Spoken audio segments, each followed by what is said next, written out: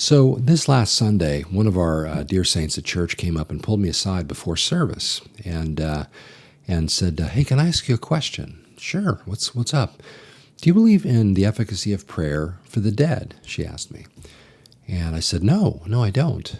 And she said, "Okay, because on one of your videos recently, this video being In the Face of Crisis, the Gospel is Still the Answer. We posted this a few days ago.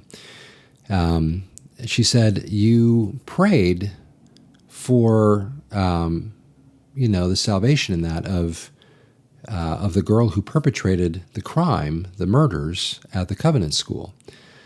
If you recall, here in Nashville, at the Covenant School, a few weeks back now, a woman went into the school and she killed 3 children and 3 adults. And so this video was kind of a post in regard to that. And as I was praying toward the end, at about the 30.5-minute mark, I went back and watched the video, and I did. I saw myself praying for this woman who had died. And so the question that our sister at church asked was a completely legitimate one. And frankly, I was mortified when I went back and watched the video. So on the one front, I want to make sure that I address that. I do not in any way believe in praying for the dead. I think that is a patently unbiblical practice.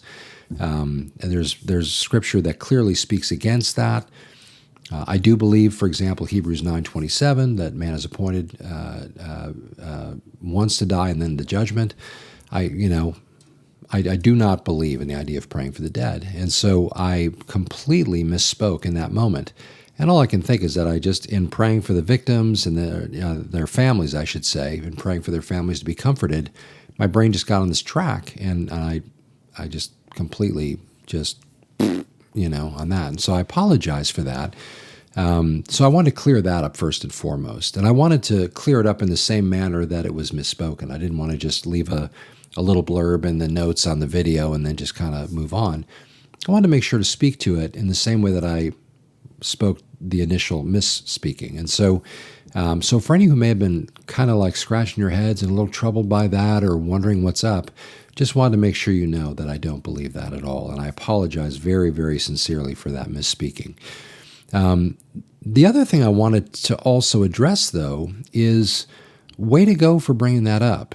I do think it's important that people who have given any of us that have the privilege of having influence in their lives, that anyone who we have the opportunity to influence has the knowledge that they can challenge and question something that really sounds weird or off. There should really be no barrier between, like, for example, a pastor and the church he pastors, or in this case, posting on video, on YouTube and that kind of thing. There really shouldn't be any reason at all why a person cannot question the words of a teacher, especially when when something is said that's just patently wrong. And again, like I did, I totally misspoke on that.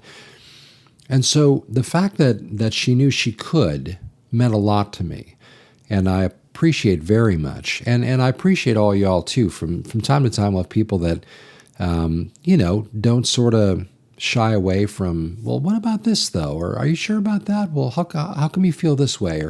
And they'll kind of ask me about that, and some with varying degrees of politeness or whatever. But I appreciate that there's the knowledge that I'm not untouchable, and no leader or teacher or Bible teacher or pastor should really be beyond the realm of being approached. It's more popular in the faith circles that you'll hear this, but there's sometimes it's unfortunately this mindset that you can't, quote unquote, touch the Lord's anointed, and you feel like somehow somebody who's got a platform to teach or something is sort of above question. That's not true. First off, the passage where David talks about how you shouldn't touch the Lord's anointed, he was referring to not killing Saul, killing the Lord's anointed. God had put Saul in that position for that time, and who was David to take his life, is what he was saying. Well, presuming you're not trying to kill somebody who you just disagree with, the idea of touching the Lord's anointed does not in any way remove a person's right to question somebody who is teaching the word or something like that.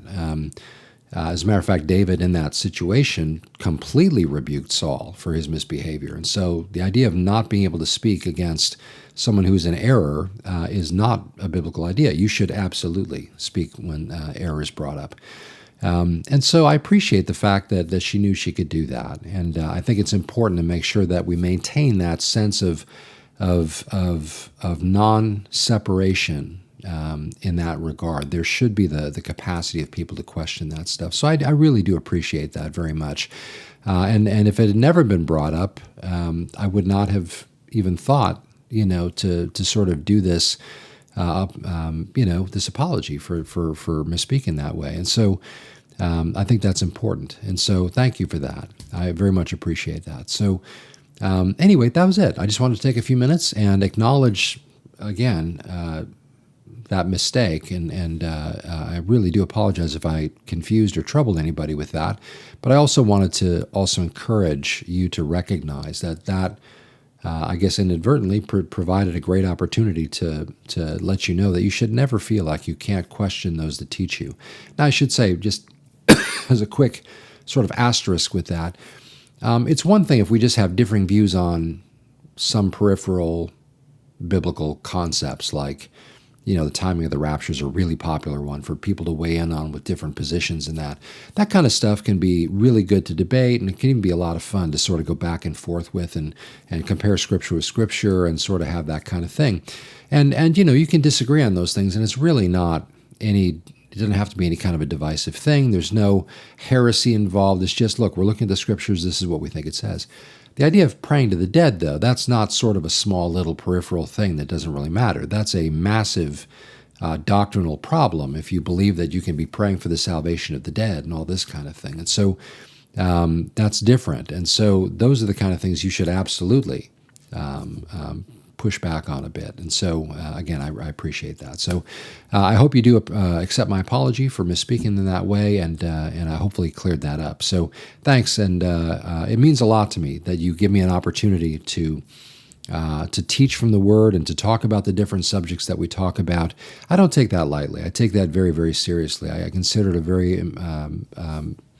kind of a sobering responsibility. I don't take that lightly at all. And so it matters to me that I don't miscommunicate biblical truth and that kind of thing, even in a closing prayer where it may have just kind of came out and for some reason, that still matters to me. I don't want to miscommunicate that way. So thanks again for giving me just a few minutes here to clear that up. And again, I hope you will accept my apology for that. So thank you. And until we meet again, we'll catch you next time. And may the Lord bless you and keep you and make his face shine upon you, be gracious to you, and give you peace forever. Thanks again for watching.